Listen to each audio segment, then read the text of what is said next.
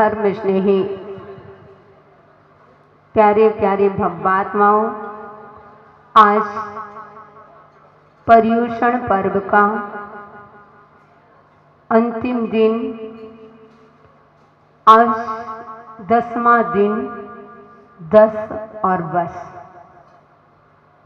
10 यानी वस, यानी हमारा धर्म पूरा नहीं।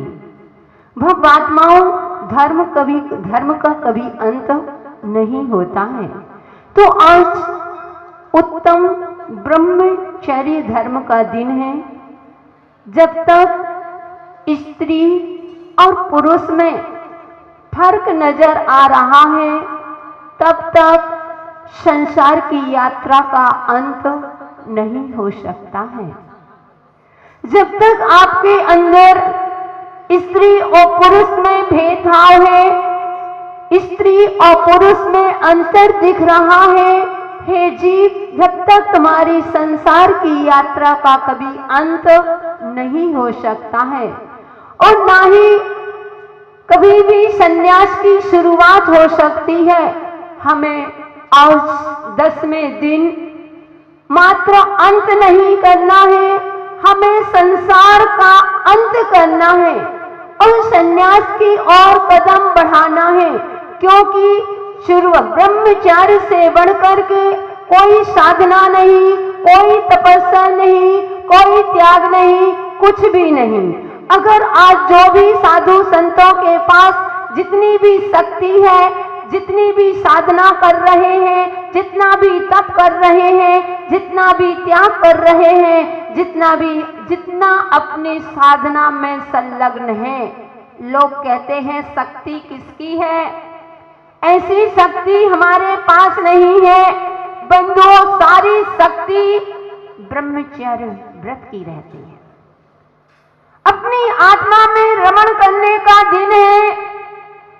बंधुओं, एक घटना से अपनी बात को प्रारंभ करते हैं कि 2 विद्यार्थी 12 वर्ष तक अपने गुरुकुल में पढ़ते थे, पूरा अध्ययन किया। शांत रहेंगे कि 12 वर्ष तक अपने साधना, अपने अध्ययन किया और अध्ययन करते हुए अब हमको घर की याद आने लगी, तो अपने गुरु से कहते हैं कि हे गुरुदेव, विनम्र भाव के साथ कहते हैं कि गुरुदेव, काफी वर्ष हो गए, मुझे अपने महलों को देखना है, अपने परिवार को, माँ को, पिता को, सबको छोड़ करके आए थे, मुझे उनको देखने की बहुत तीव्र इच्छा हो रही है। गुरु कहते हैं कि हे बेटा, क्या करोगे? जानबूझ करके कीचड़ में पैर देना अपनी मूर्खता है, क्यों दलदल में फंसना? और तुम्हारे बोले नहीं, मुझे तो घर जाना है। उन्होंने कहा तुम्हारे नसीब में तो वैसे ही परिवार नहीं है, तुम्हारे नसीब में परिवार है ही नहीं है। लेकिन वह नहीं माने, बोले नहीं गुरुदेव, अब मुझे आज्ञा दीजिए। और उन्होंने कहा जाओ बेटा, लेकिन ध्यान रखना उस दलदल में कभी मत फंसना, उस कीचड़ में कभी पैर मत देना। और गुरु से आज्ञा लेकर के दोनों विनीत बालक और जैसे ही चल करके आते हैं, यहाँ पर नगर में तैयारियां हो चुकी हैं, नगर सजाया गया, नगर में बंदर द्वार बनाए गए, नगर पर स्थान स्थान पर बहुत सुंदर सुंदर गेट लगाए गए।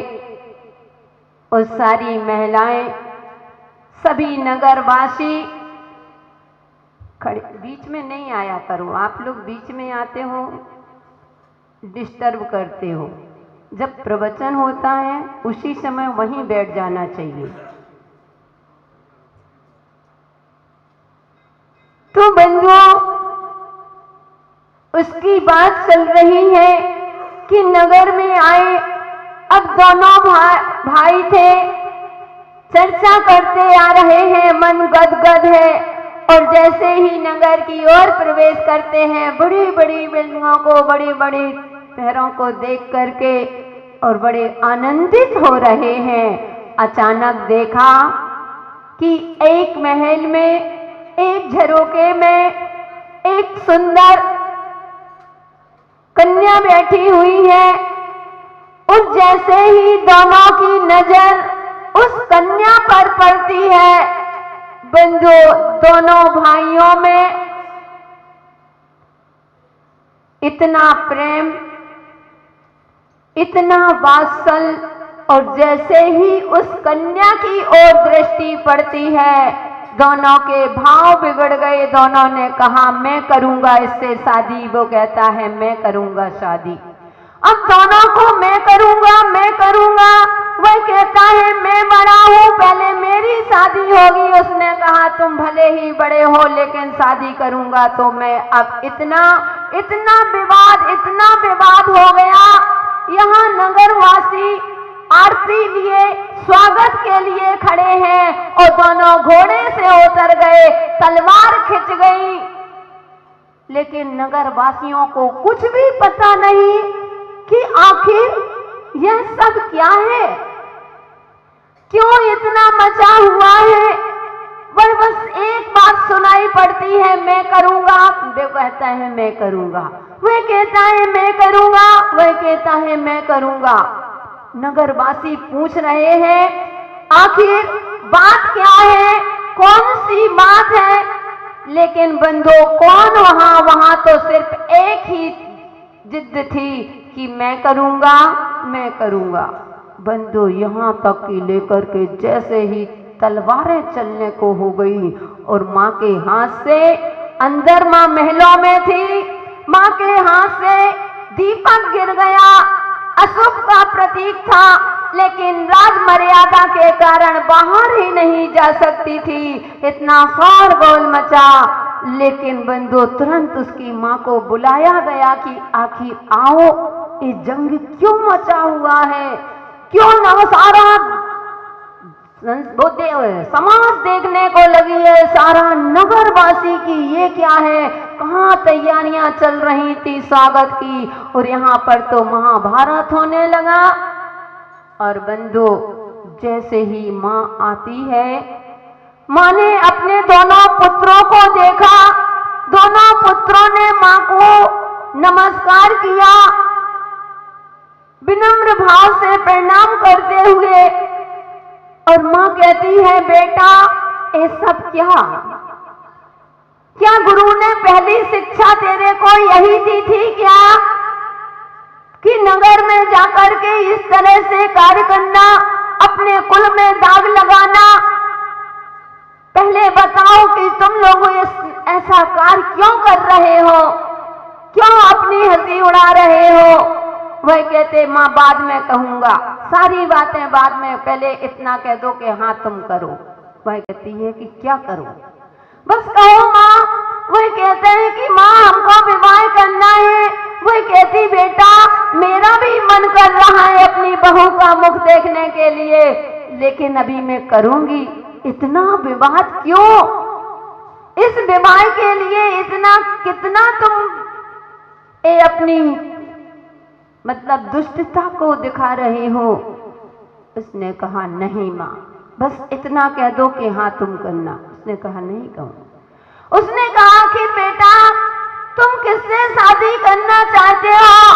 बोले माँ देखो वो झरोकों में वह कन्या, सुंदर कन्या बैठी है, मैं उससे बात शादी करना चाहता हूँ। माँ ने आह की आवाज निकलती है, धिक्कार है तुम्हारे जीवन को बेटा, तुम किसको उस कन्या के लिए कह रहे हो। वह कन्या कौन है, तुम्हारी बहन है। जब तुम 9 साल के थे, जब वह 4 साल की थी, आज वह 15 वर्ष की हो, 16 वर्ष की हो गई है। जब तुम पढ़ने गए थे छोटी सी थी, आज तुम उस कन्या को बहन के साथ तुम शादी करना चाहते हो। तुम्हारे भाव खराब हुए, धिक्कार है तुम्हारी काम वासनाओं को। जैसे ही माँ ने ललकारा, बंधु एक दूसरे को देख करके शर्म रह गए। उनने कहा, धिक्कार है मेरे जीवन को, अभी तो विवाह भी नहीं हुआ और वाह हो गई, तबाह हो गया, और विवाह करूंगा तो क्या होगा। बंधु दोनों ने संन्यास ले लिया और वह इतनी कठोर साधना की। कौन थे वे दोनों? कुलभूषण और देशभूषण थे। बंधुओं, यह होती है कहने का तात्पर्य। बंधुओं, एक काम वासनाएं किसी को नहीं देखती हैं। आज के समय में इस भौतिक चंगाचौंध में अपने सील को भंग करते हुए लोग अपनी इज्जत को भी खो दिया है। कहते हैं कि महिलाएं पुरुषों के कपड़े पहनने लगी हैं। आगम में कहा है, जो महिलाएं जीन्स पहनती हैं, बाल कटवाती हैं और मतलब स्त्री के छोड़ पुरुष के वस्त्र आदि पहनती हैं, श्रृंगार करती हैं, उनको अगले जन्म में नपुंसक बनना पड़ता है। अगर ऐसे कपड़े पहनते हो, ध्यान रखना, अगर दूसरों की दृष्टि खराब होती है, इसमें सारा का सारा दोष पाप आपको लगता है। जब रावण सीता का जीव रावण को नरकों में संबोधन करने गया था कि मुझे माफ करो, उन्होंने कहा था कि तुम्हारी क्या गलती है जीव, मैंने गलत किया, मेरी दृष्टि गलत नहीं होती तो मुझे नरकों में नहीं आना पड़ता। उसने कहा था, नहीं, मेरे ही निमित्त मैं बनी थी, अगर मैं इतनी सुंदर नहीं होती तो तुम्हारी दृष्टि कुदृष्टि नहीं होती।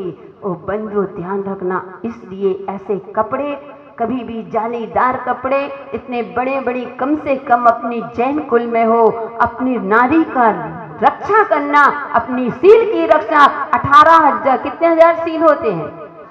18,000 सील, जिनके ब्रह्मचार्य व्रत का नियम है कि हम ब्रह्मचार्य से रहेंगे।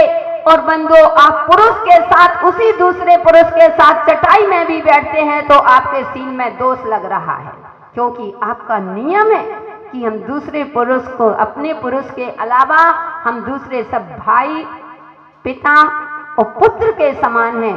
आपका नियम है कि बहन, माँ और पुत्री के समान है अपनी पत्नी को छोड़ करके। और ब्रह्मचार्य का आपने नियम ले लिया है, फिर भी एक चटाई में बैठे हो।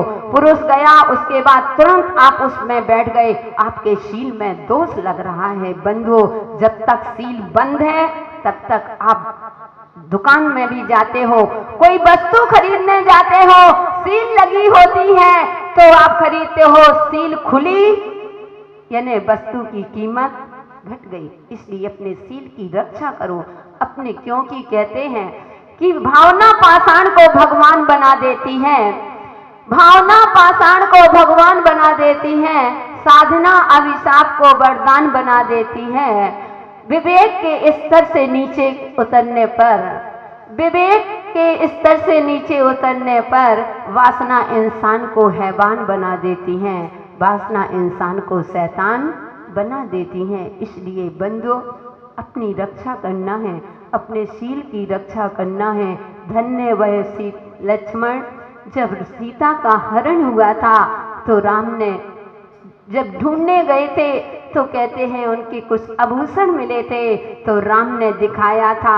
सबसे पहले बेंदी जो टीका लगाते हो उसको देखा कि देखो लक्ष्मण, ये राम का जो सीता का है।